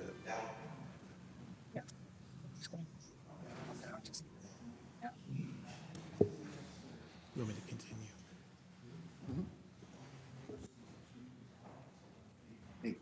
No, we're gonna need, thank you. We can, we'll send it to them later. Let me apologize for that. In just a quick summary of what we have been doing with the men who are part of this program, which I really wanted you to hear these men speak in their own voice and to really tell their own story about how life-changing the time has been for them and how it is preparing them to do work in the community. We've been able to work with a group of men at Minority Behavioral Health in a specific program that we call the 100. We gather a group of men who have an interest in working in the community. We start the initiative off with psychological testing. And the testing takes place by licensed psychologists who assess the men to see where they are. We have these men in training for 4 hours a day, 4 days a week. And during that time, we discuss a number of different things. One of the issues connected to violence that is very important to study and to deal with is the mental health aspect of it. And so what we do at Minority Behavioral Health is we try to drill down to find out what's happening, what has happened in the lives of these men. And so the psychological testing then leads to an explanation of what mental health is all about. And during that time, we specifically explain to the men issues connected to mental health and specifically how they deal with these issues. So in our case, we're primarily dealing with African American men. So how does an African American man deal with anger? How does he deal with stress? How does he deal with anxiety? What has been the impact of the trauma that he has experienced on his life, and how does he respond to that? So we address those issues in a culturally specific way that we have seen has been very beneficial. In addition to that, we take them through a rites of passage. We take them through some skill building. And at the end of the program, the goal is to certify these men in prevention with the state, in peer-to-peer training, alcohol and drug, and give them the opportunity to be employed by agencies in our community to provide services for the community. I mean, that's a quick overview, and I'm very open to answering any questions that you all may have. It's life-changing, and I hope that we could come back to council on another occasion once we figure out how to do the video piece so that you can hear these men in their own voices. Thank you, Pastor Dennis. One question. So these, from what I heard, these men that I saw on video, they were formerly in trouble. Maybe they were incarcerated or something. Sorry, Mr. Chair, the presentation, would you like them to finish it or? We can't hear it. No, there's Just a couple more slides. just on the credible messengers, if that's okay. Thank you, Mr. Chair.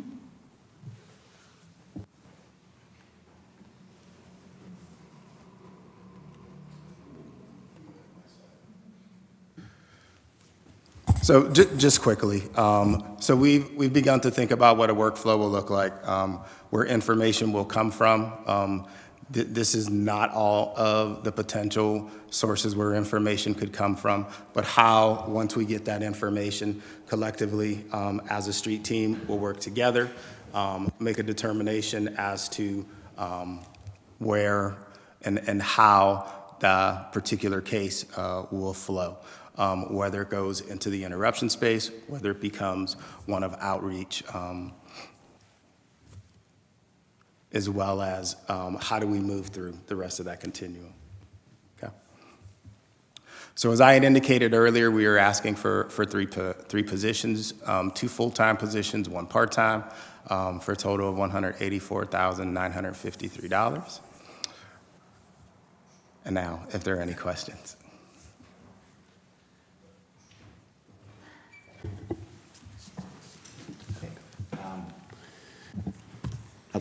You want to go first? Go ahead. Yeah, I can go first, doesn't matter. Chief said, hold on a minute.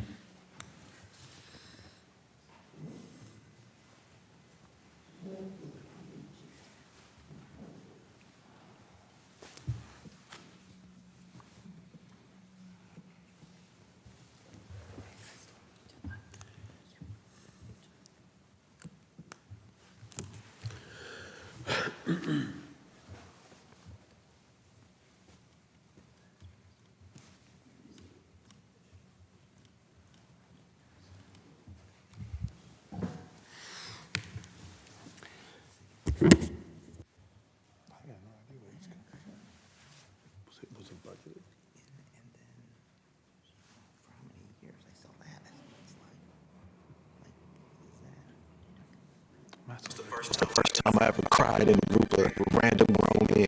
It was like a no-brainer. I was like, yeah, that's what I needed to be. Every black man needs to go to a process. Yeah, we can, if we can just be sent that video, maybe that would help. Send it to all council members. Thank you. All right, very good. We'll continue with questions from our committee members. Yes, okay. Councilwoman Mobian, you're first. Thank you, Mr. Chair. Can you hear me okay? Well, if you speak a little louder, maybe. Can you hear me now? Can you hear me now?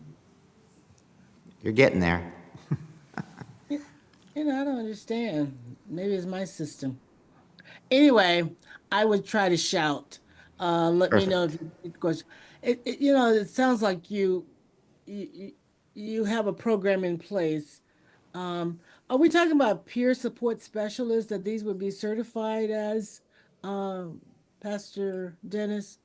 And will they operate in a similar manner as the ones that you currently have? Is that what you're planning to do? Yes, good afternoon. Yes, the goal is to get these individuals, these men trained and certified. So some may be peer support. Some may be certified with the state under the prevention guidelines. But it gives them an opportunity to achieve a certification and become gainfully employed, providing services that will really be beneficial for our community. Okay. I know that when you talked about this earlier, Mr. Ingram, you talked about individuals, you know, with backgrounds of criminal activity who have been somewhat reformed, I guess we can say.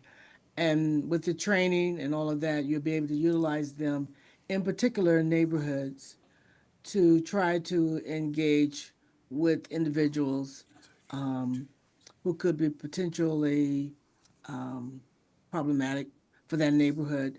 But people have identified these folks as credible messengers in their own communities. I'm just curious. I know about peer support workers, but I'm not sure about the other certification that Reverend is talking about. But do they operate differently, Reverend Dennis, or? They operate under the state guidelines for under mental health certifications.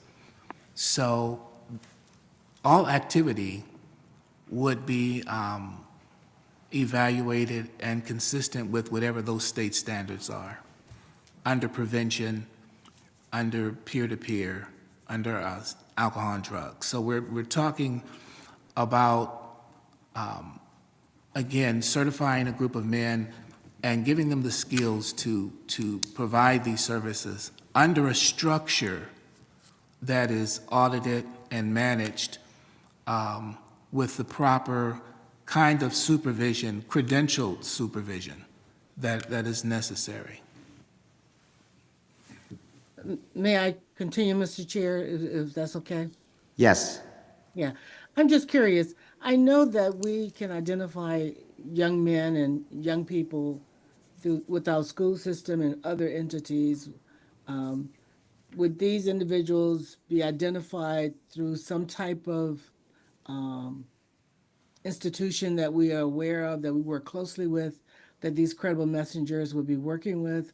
How would we kind of deploy them in the community and utilize them? Do we have any idea how we're going to do that? Yeah, that's a good question. Did you want me? I didn't hear all of the question, I'm sorry. Okay, Can you repeat? Basically, I'm talking about how we're going to deploy these young men, how they're going to be utilized, how we identify the people that they were engaged with. Because I know that in certain communities in our city, where we have a higher risk of criminal behavior or activity, that these individuals hopefully will be somehow embedded in that community and will work with groups of individuals to engage them in positive activities. I'm assuming utilize community centers or whatever institution we may be utilizing with them. I'm just curious as to how we would deploy them in the community. So if I understand the question, many of the individuals we had identified earlier through some of the early ARPA process, some of them were already doing some of this work. And so we were able to vet some of that work that they were doing there, put many of them through that initial training to begin to vet through really where they are in that process, as well as going through the 100-men program that Pastor Dennis had talked about. So in terms of deployment, again, many of them are out there doing some of that work, establishing some relationships.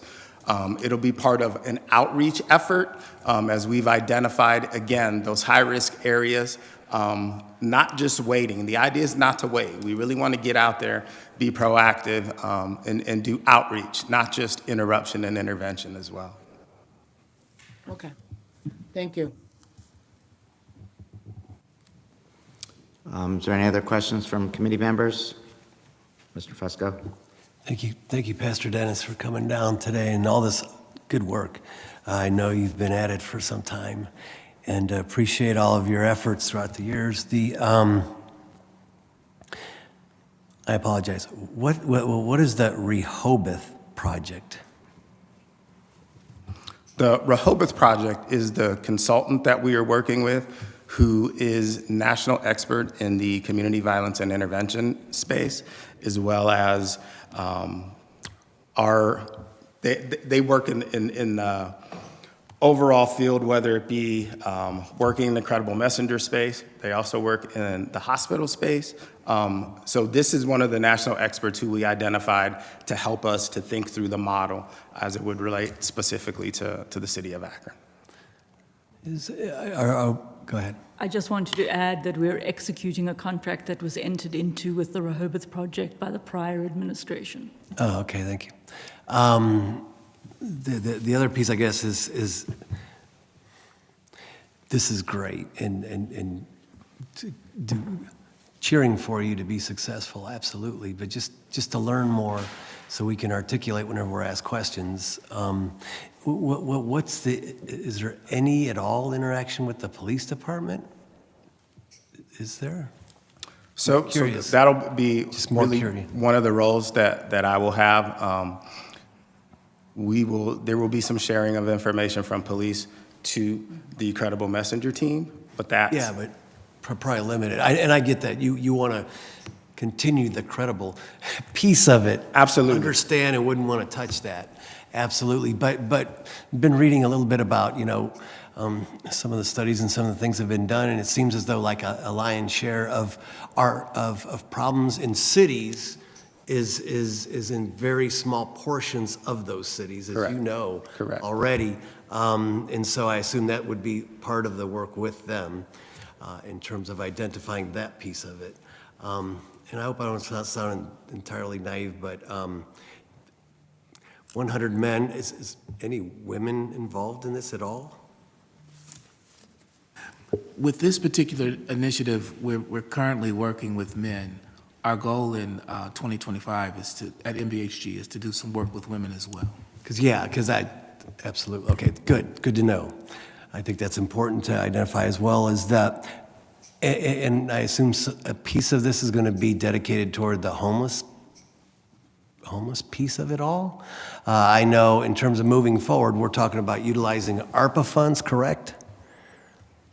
ARPA funds, and we may need to go, like after that expires, assuming and knowing that this is going to be successful, how are we going to go forward with that? And it seems as though and I have to believe some of this is part the homeless issues that we have, I'm guessing.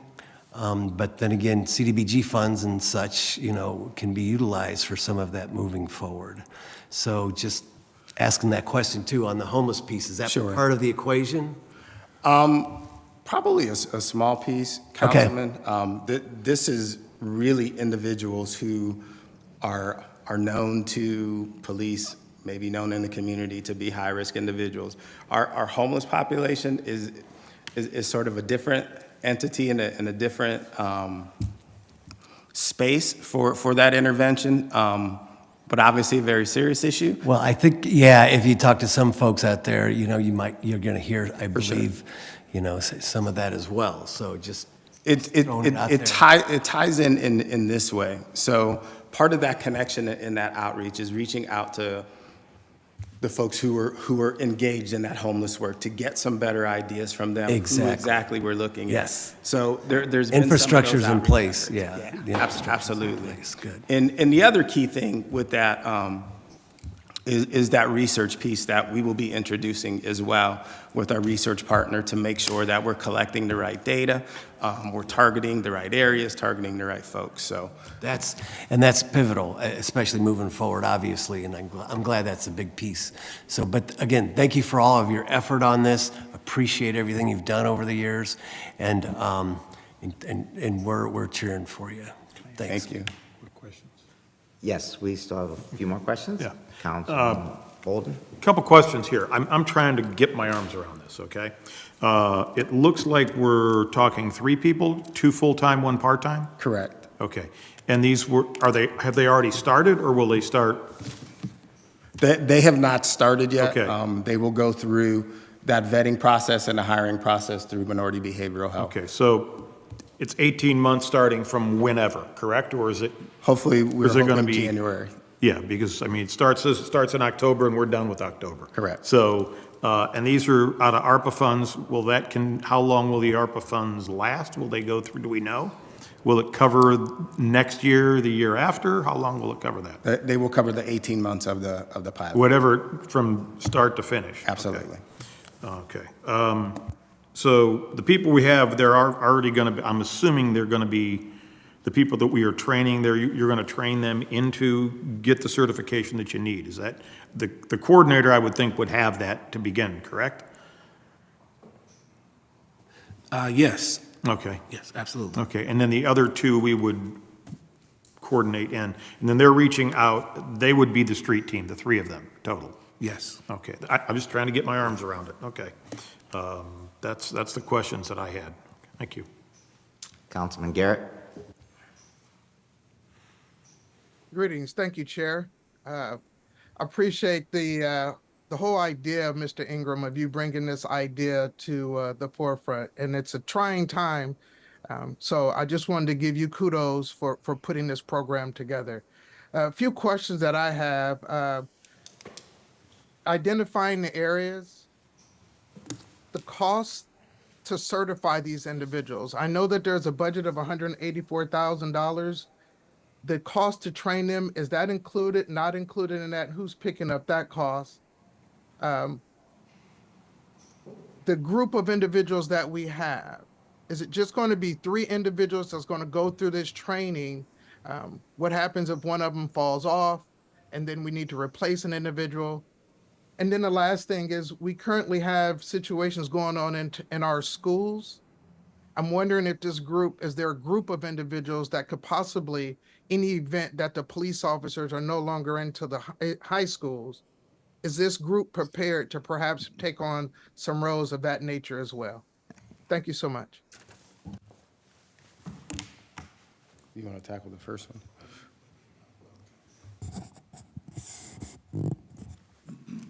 Councilman, I know there were 3 questions. I'm gonna try and remember all that they were.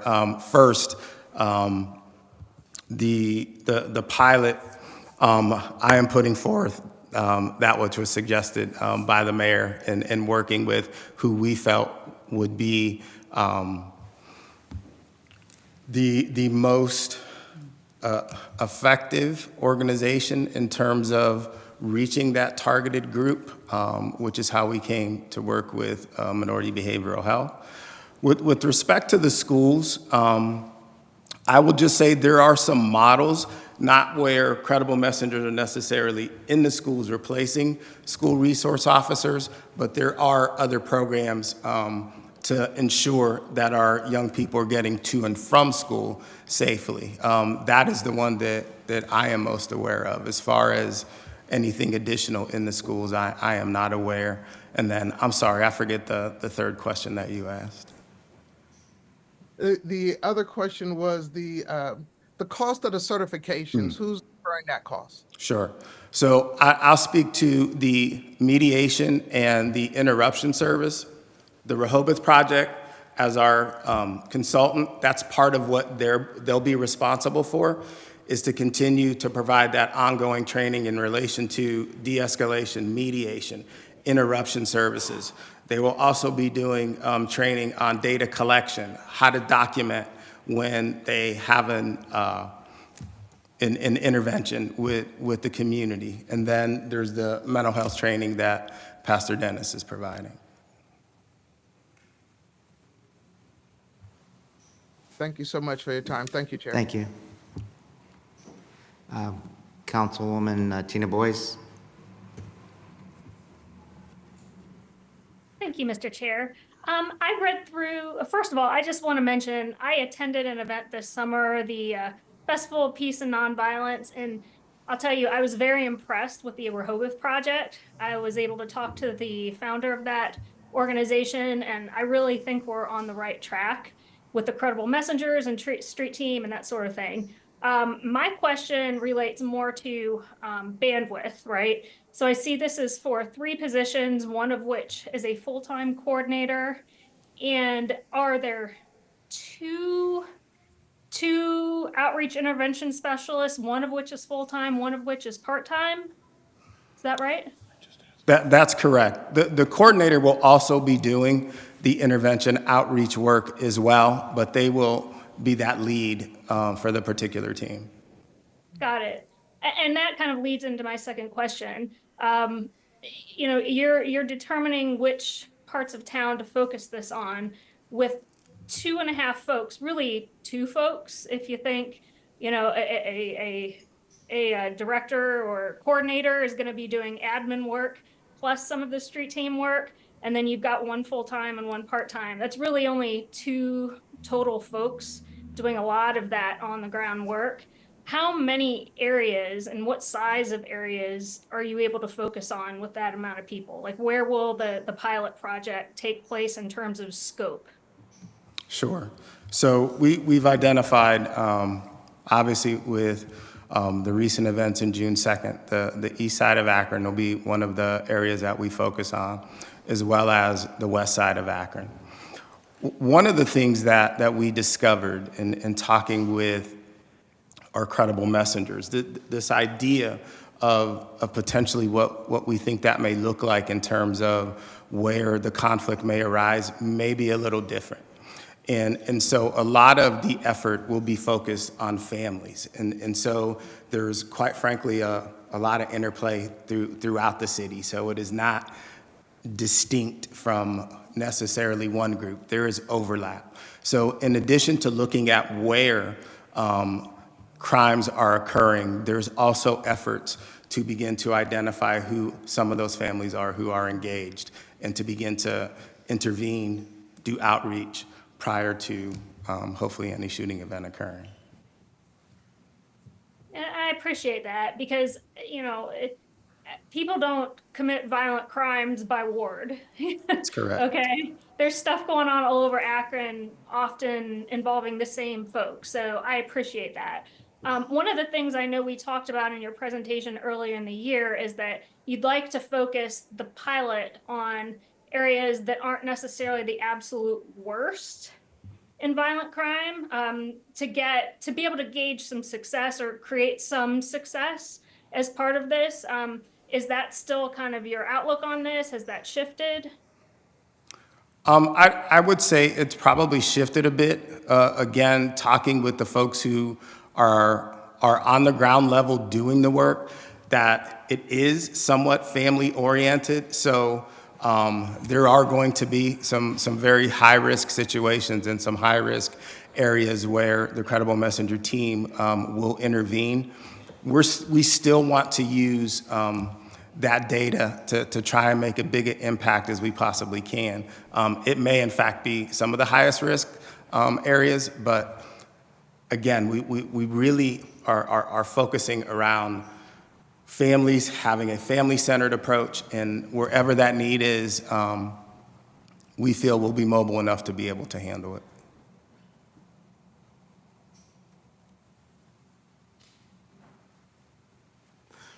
Thank you. Councilwoman Amobian?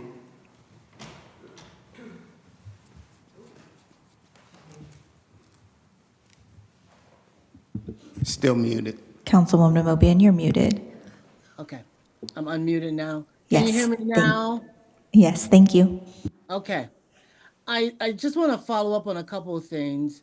I like the fact that you are joining forces with minority behavioral health, because not only will your credible messengers be out there, they can tap into some of the resources that already exist at the agency with some of the clinicians who are already doing this work.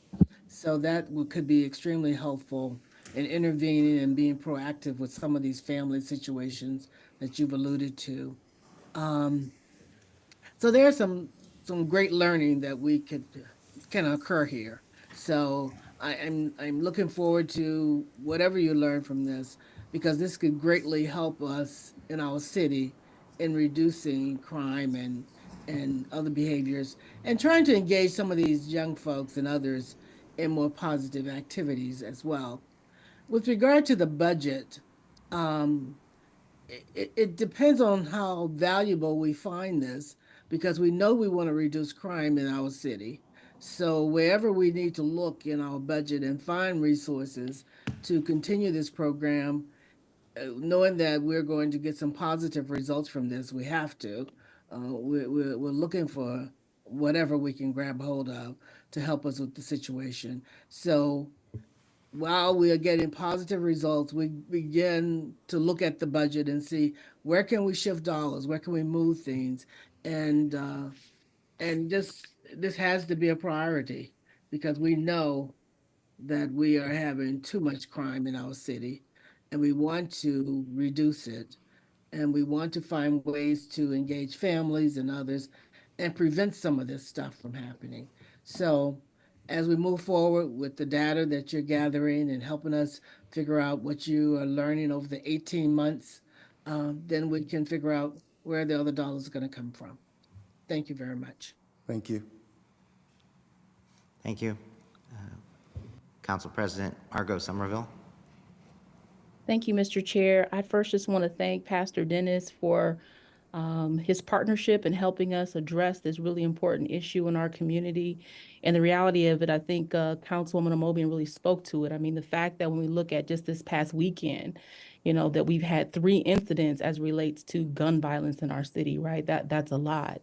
I'm just hoping that we can be looking for additional funds, grant opportunities, so that we can expand this work that we're talking about. Because again, I know we're talking about 3 positions starting off in our pilot, which I think is great. But would just really hope and encourage that we look for additional grant funding opportunities so that we can have even more individuals on the grounds helping to address this issue in some of our neighborhoods. So thank you. Thank you. Thank you. I just had one final question. The legislation calls for 18 months and 184,000, but yet in the body of all the details here, we jumped to 305,000 for year 2 and 3. What are we asking for initially? Just the 184? This is on page 6. Proposed street team pilot 18-month budget. So today we're asking for the 184,953, the 306,000. 305. I'll come back, or 305. That's the research piece that we're still currently vetting through that process, that we will bring back to introduce that piece of legislation to you. Okay. All right. And then the 184 again, this is all through ARPA funds? Correct. Okay. What's your pleasure on this piece of legislation? If council sees fit, we'd really like to get started on this. If there would be a suspension of the rules, that would be fantastic, but we understand if. Okay. I'd like to make a motion, but just with a statement, just that we're looking forward to seeing the data, and that I concur with my colleagues in reference to we want to see this happen. We want to expand. We want to make sure it's a success. So with that, I'm going to recommend suspension of the rules. All right, we have a motion on the floor for suspension of the rules. Is there a second? Second. I didn't hear who's second. Linda Amobian, second. Okay, there's a second. All in favor? Aye. Aye. Any opposed? Very good. Thank See you that all so passed much. tonight. Thank you. Thank you. Without any further business, Budget and Finance meeting is adjourned. Thank you. That is the final committee meeting today. Council will meet at 6:30.